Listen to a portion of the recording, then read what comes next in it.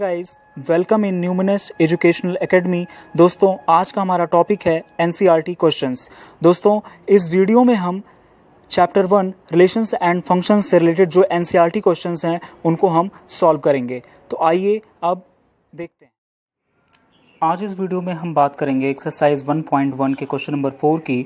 So that the relation R in R defined as R is equal to A comma B such that A is less than or equal to B is reflexive and transitive but not symmetric। तो आइए इसको समझते हैं। तो इस question number 4 में ये कहा जा रहा है कि एक जो रिलेशन R है इन द R में वो डिफाइंड क्या किया गया है। रिलेशन R डिफाइंड किया जा रहा है कि A comma B such that A is less than or equal to B। इसे हमें क्या दिखाना है कि रिफ्लेक्सिव है और ट्रांसिटिव तो है लेकिन सिमेट्रिक नहीं है। तो कैसे दिखाएंगे? तो यहाँ देखिए, यहाँ सबसे पहले नोटिस करने वाली बात क्या है कि जो हमें रिलेशन डिफाइंड है वो रिलेशन ये डिफाइंड है A comma B such that A is less than equal to B। तो यहाँ से एक बात सीधे क्लियर हो जाती है कि आपको पहले से ही मालूम है कि रिफ्लेक्सिव कंडीशन क्या होती है कि if A comma A belongs to R, relation R में बिलोंग करना चाहिए। तो यहाँ पे आप सपोज करिए, अगर मैं इस बी की जगह पे ए सपोज कर लेता हूँ, मान लीजिए, क्योंकि ए कॉमा ए की बात हो रही है तो ऑब्वियस सी बात है इस दिए गए रिलेशन के लिए ए कॉमा ए, मतलब यहाँ ए की जगह तो ए रहेगा ही, फिर हम कह रहे हैं a comma a, that means b की जगह भी ए रहेगा। तो बी की जगह अगर मैं ए रख दूं तो यहाँ पे क्लियरली मेंशन हो जाएगा कि ए बराबर क्या है, ए है। मतलब हम ये कह सकते हैं hence A comma A belongs to R. तो आर क्या है हमारा? R is reflexive. यहाँ पे एक बार फिर समझिएगा आप, क्योंकि मैंने पहले कहा कि जो रिलेशन डिफाइंड है हमें वो ये कहा जा रहा है कि a comma B such that a is less than equal to b है। तो आपको रिफ्लेक्सिव की कंडीशन पता ही है कि अगर ए कॉमा ए बिलोंग्स कर जाए आर में तब क्या होगा, वो रिफ्लेक्सिव कंडीशन होगी। तो ऑब्वियस सी बात है इस ए की जगह पे ये ए है और इस ए की जगह पे ये ए है। तो मतलब ए की जगह ये ए हमने रखा और इस बी की जगह पे ये ए रख दिया।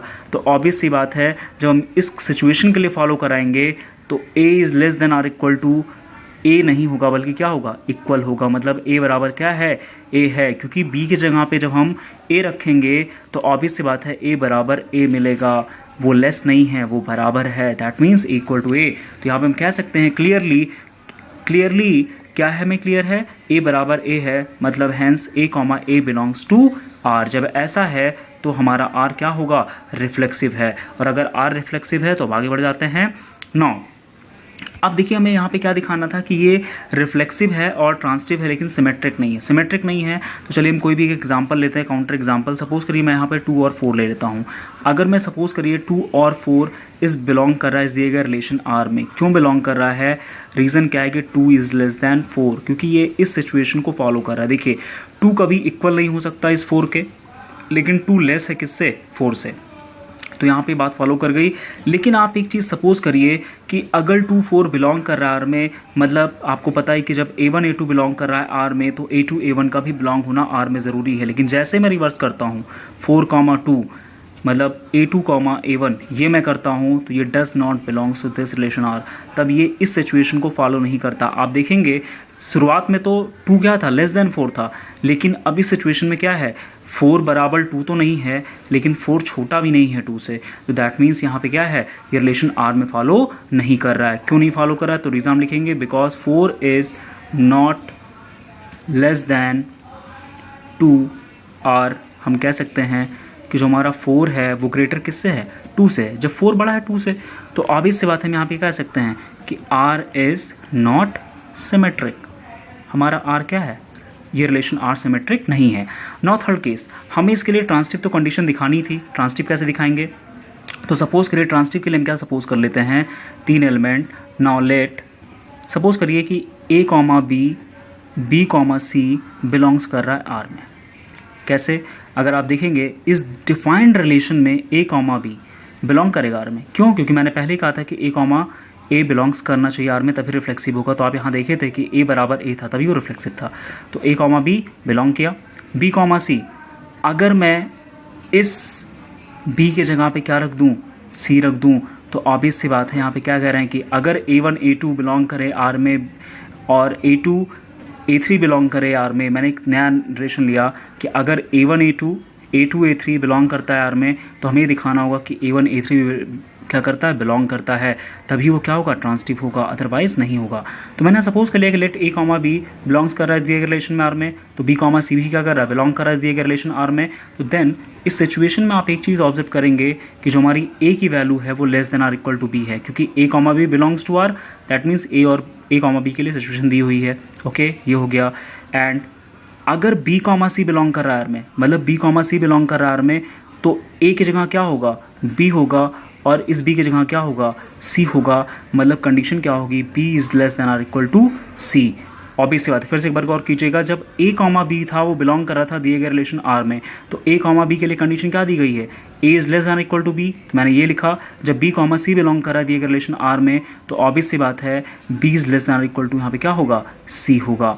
मतलब ये रिलेशन कुछ ऐसा होगा डिफाइंड, यहाँ पे समझिएगा ये कैसे होगा, इसको हम लिखेंगे ऐसे कि R is equal to such that b comma c such that b is less than equal to c हो जाएगा। ओके, तो यहाँ तक समझ में आ गई होगी बात आपको। फिर लेकिन अगर मैं बात करता हूँ, क्योंकि मैंने पहले ही कहा था कि अगर सपोज करिए this is A1, this is A2, A1 A2 belong कर रहा है आर में, फिर A2 A3 बिलोंग कर रहा है आर में, तो हमें ज़रूरी ये दिखाना पड़ेगा कि ये A1 और A3 भी बिलोंग करता है आर में, तभी हमारा क्या होगा, ये ट्रांसिटिव कंडीशन होगा, अदरवाइज नहीं होगा। तो अगर आप यहाँ देखिए A और C की बात करते हैं, फॉर A एंड C, तो A is always less than और इक्वल टू C होगा। क्यों? क्योंकि जब आप इस दिए गए रिलेशन को A और C के लिए लिखेंगे, तो A और C के लिए क्या लिखेंगे आप, इसको आप लिखेंगे A comma C such that A is less than equal to C होगा। बिल्कुल होगा, ऑफकोर्स होगा। तो आप इस दिए गए डिफाइंड रिलेशन को A कॉमा C के लिए क्या लिखेंगे, ही लिखेंगे। तो जब A is less than equal to C है, मतलब हम यहाँ पे कह सकते हैं कि A comma C belongs to this relation R। तो A कॉमा C क्या कर रहा है, इस दिए गए रिलेशन R में क्या कर रहा है, बिलोंग कर रहा है। तो दैट मीन्स हम इसको कह सकते हैं कि हेंस R इज ट्रांसिटिव। तो हमारा दिया गया रिलेशन आर क्या हो गया, ट्रांसिटिव हो गया। जब ट्रांसिटिव प्रूफ हो गया, तो हम यहाँ पे ऑब्जर्व कर सकते हैं जो हमें इस करंट सिचुएशन में, जो हमें इस दिए गए क्वेश्चन में कहा गया था कि इस दिए गए क्वेश्चन में आप क्या करना है कि आपको ये शो करना, रिलेशन हमारा क्या है, रिफ्लेक्सिव तो है, सिमेट्रिक नहीं है, लेकिन ट्रांसिटिव है। तो हमने बहुत ही आसान तरीके से इस क्वेश्चन को आपने देख लिया कि किस तरह से हम इसको प्रूव कर सकते हैं कि जो हमारा दिया गया रिलेशन आर है, A comma B such that A is less than or equal to B, ये क्या है, रिफ्लेक्सिव है, ट्रांसिटिव है, लेकिन सिमेट्रिक नहीं है। इसको बहुत ही आसान तरीके से आप प्रूव कर सकते हैं। तो thank you so much guys. अगले वीडियो में हम अगले क्वेश्चंस पे बात करेंगे।